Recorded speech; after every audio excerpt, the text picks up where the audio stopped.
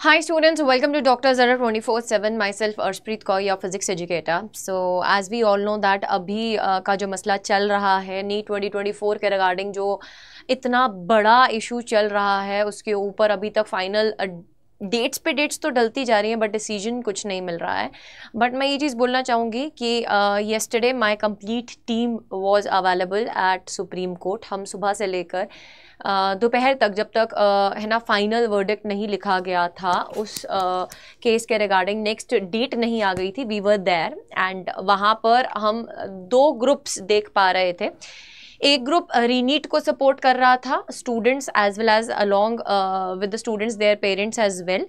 And एक चाहता था कि रीनीट ना हो जो जेन्युइनली मेहनत करके 700 705 है ना 690 तक भी स्कोर किए हैं.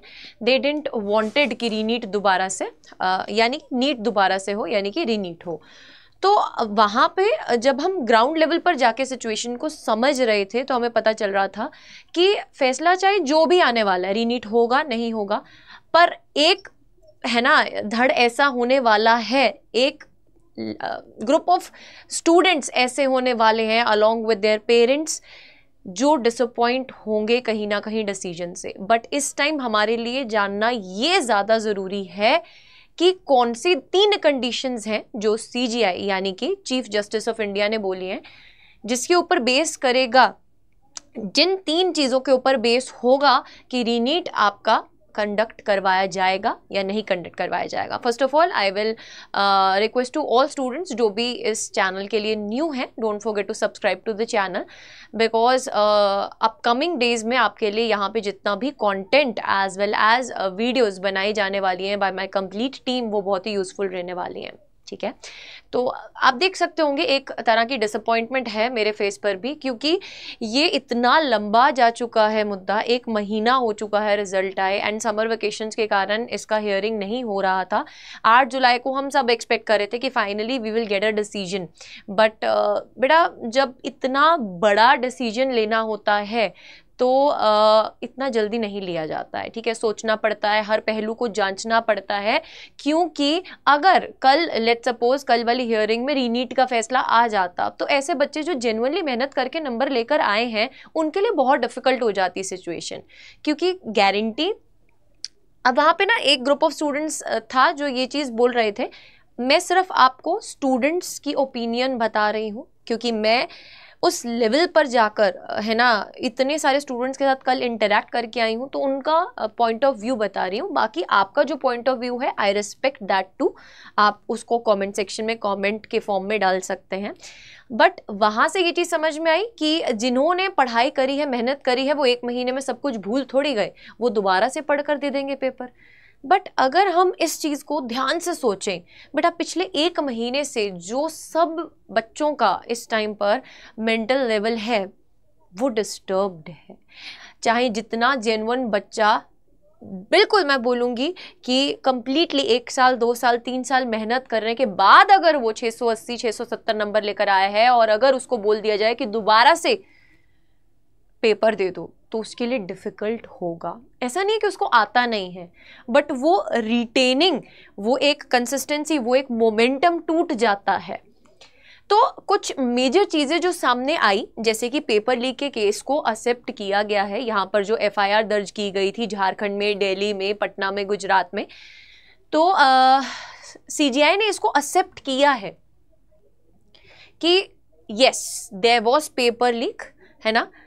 सेंटिटी ऑफ द एग्ज़ाम जो थी वो कॉम्प्रोमाइज़ हुई है, जैसे कि 2015 में हुई थी. 44 बच्चे थे तब, क्योंकि उस टाइम पर इंटरनेट इतना ज़्यादा है ना नहीं था, इतना ज़्यादा इजीली अवेलेबल नहीं था वहाँ पे. उस टाइम पर आई स्टिल रिमेंबर 2 GB का डाटा हम पूरा महीना चला लेते होते थे, है ना. तो अभी इतना ज़्यादा ईजीली इंटरनेट अवेलेबल है, 5G का ज़माना है. सो ये चीज़ पूछी गई है कि साइबर फॉरेंसिक्स से ये चीज़ पूछी गई है कि किस लेवल पर पेपर लीक हुआ है. Suggested data analytics done by the cyber forensics team to identify beneficiaries, यानी कि जिन बच्चों तक पेपर पहुंचा था उनका क्या आप आइडेंटिफाई करके बता सकते हो, कौन से ग्रुप ऑफ स्टूडेंट्स थे, कहाँ के थे, कितने बजे उनको पेपर मिला था. ये सब चीज़ों का एनालिटिक्स पूछा गया है. एंड सीबीआई से भी उनका जो स्टेटस है, रिपोर्ट है, वो मांगा गया है ऑन द पेपर लीक मुद्दा। एंड साथ ही साथ बेटा सुप्रीम कोर्ट ने ये भी बोला है कि एक नोडल काउंसिल को अपॉइंट किया जाएगा, because there were multiple cases. 31 case number था, 31 के भी under 31.1, 2, 3, because different petitions file हुए थे, राइट। सो कुछ रीनीट वाले थे, कुछ नहीं चाहते हैं रीनीट हो, देयर वर मल्टीपल पिटिशंस। तो वहां पे ये चीज रखी गई कि ऐसे मल्टीपल केसेस की हियरिंग नहीं होगी, एक नोडल काउंसिल बैठेगा जो सारे के सारे केसेस को बेटा कंबाइन करके एक केस के फॉर्म में थर्सडे को हियरिंग होगी। Supreme court has asked to keep the reNEET as a last option. अब ये लास्ट ऑप्शन क्यों रखा है उन्होंने, कि अगर साबित नहीं हो पाता है कि कितने बच्चे इससे बेनिफिट हुए, कौन कौन से सेंटर से बेनिफिट हुए, कब पेपर मिल गया उनको, इस चीज़ का आइडेंटिफिकेशन नहीं हो पाता है, तो सुप्रीम कोर्ट के पास कुछ और ऑप्शन नहीं रह जाएगा, बट उसको रीनीट करना पड़ेगा। अब यहीं पे मैं बोलना चाहूँगी ये बहुत ही बड़ा चैलेंज होगा कि इस पॉइंट पर जुलाई का महीना चल रहा है ऑलरेडी, और अगर फैसला आ जाता है 11 को, तो मिनिमम बेटा 30 to 40 डेज तो देने ही चाहिए, क्योंकि एनटीए के लिए भी ये चीज़ पॉसिबल नहीं होगा कि इतने मास लेवल पर जाकर दोबारा से सब चीज़ों को हैंडल किया जाए।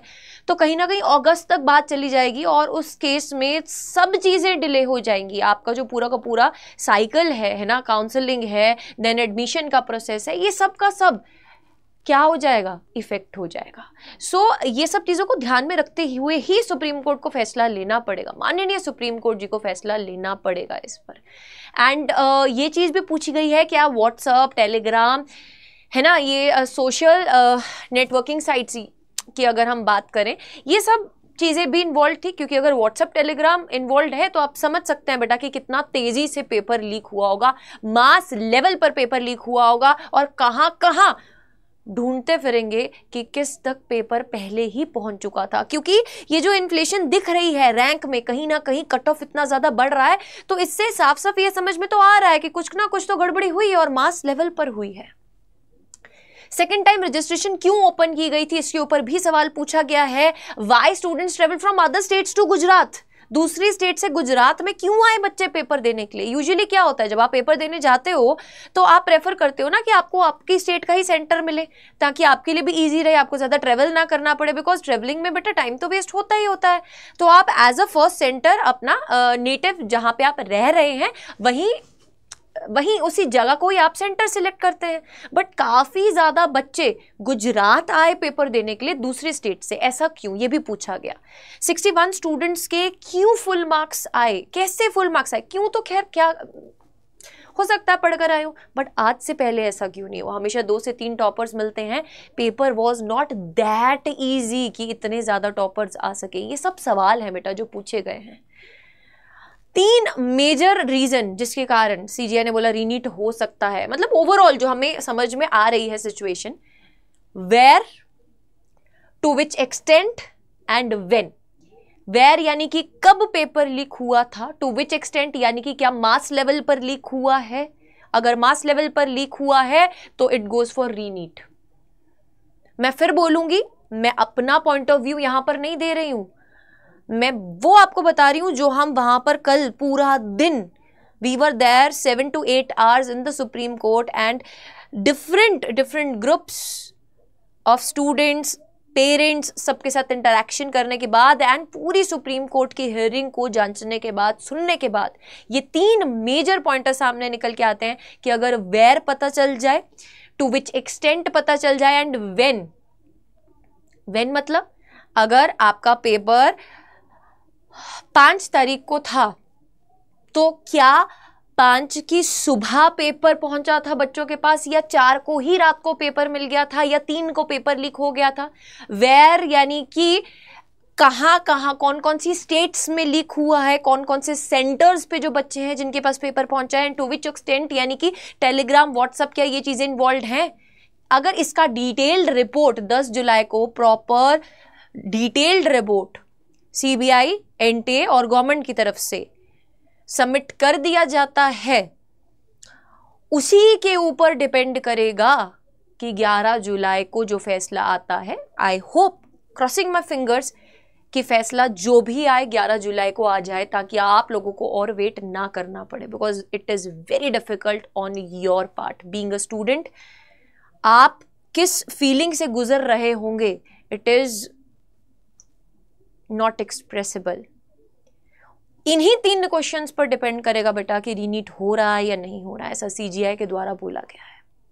So let's hope for the best. एक चीज याद रखना बेटा,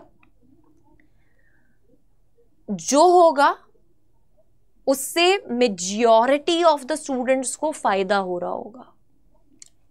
और दूसरी बात, आपको बिल्कुल भी डीमोटिवेट नहीं होना है। अगर आप ऐसा सोचोगे ना यार कि मेरे साथ ही क्यों हुआ, तो बेटा आपके साथ नहीं, 25 लाख बच्चों के साथ ऐसा हो रहा है। हाँ, मैं समझती हूं कि कई बच्चों ने सच में बहुत जेन्युइनली मेहनत करी है, उनके लिए बहुत डिफिकल्ट है दोबारा से पेपर देना।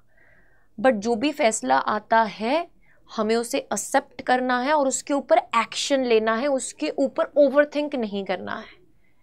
एक्शन लेना बहुत ज़रूरी है, बिकॉज रैंक में बहुत ज़्यादा इन्फ्लेशन हुआ है बेटा, और अगर ये सब चीज़ें हुई हैं सो इसके अकॉर्डिंगली ही डिसीजन लेना पड़ेगा माननीय सुप्रीम कोर्ट को।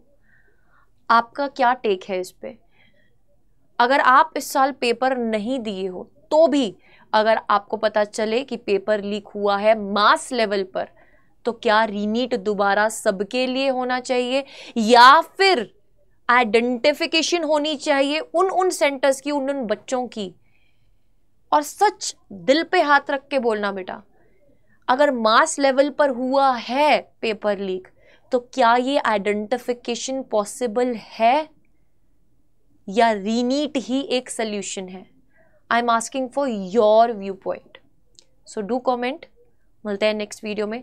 Till then we have to wait for the 11th July. Stay strong.